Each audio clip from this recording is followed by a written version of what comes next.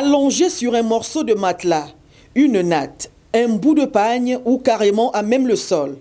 Telle est la condition des agents du COPIL et COPIVAC qui avaient travaillé pendant la pandémie de la Covid-19.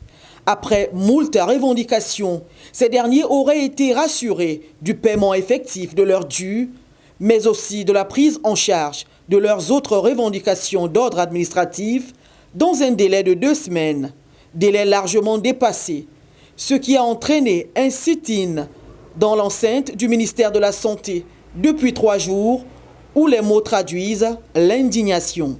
Bien, nous sommes là. Comme on est venu depuis hier, on avait déjà averti, nous sommes venus pour dormir. On a dormi la nuit d'hier. La raison qui nous amène à dormir, c'est parce que le ministre nous avait clairement dit que dans 2 semaines, nous devons rentrer en possession de notre argent.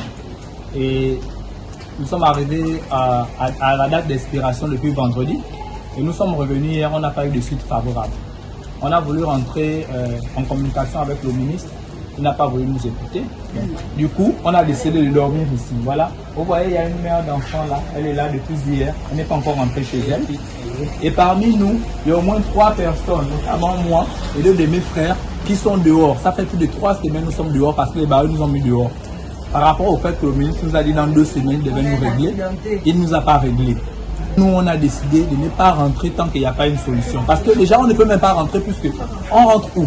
On n'a pas de domicile. Quand ils disent que le dossier est en cours de traitement, là, c'est depuis quand ils nous disent que le dossier est en cours de traitement. C'est aujourd'hui ou bien ça date depuis des mois? Ça date déjà près de 3 mois.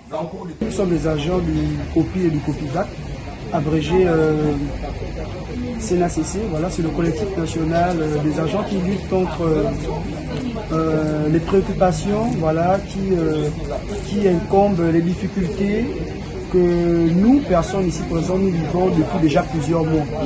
Voilà, donc nous sommes les agents qui avons bataillé pour la Covid depuis 2020 jusqu'à maintenant.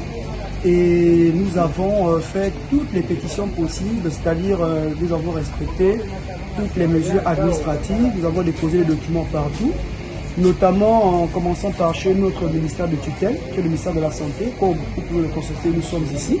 Ensuite, nous sommes allés jusqu'à la primature, mais jusqu'à présent, nous n'avons pas eu des retours convaincants. Que se passe-t-il réellement avec l'argent des agents du COPIL et du COPIVAC? Pour ces derniers, plus question de rester les bras croisés à l'approche des fêtes de fin d'année et face au non-paiement de leurs dus, restés pendants depuis bientôt 3 ans. Ces ex-agents entendent demeurer en ces lieux jusqu'à satisfaction de leurs doléances.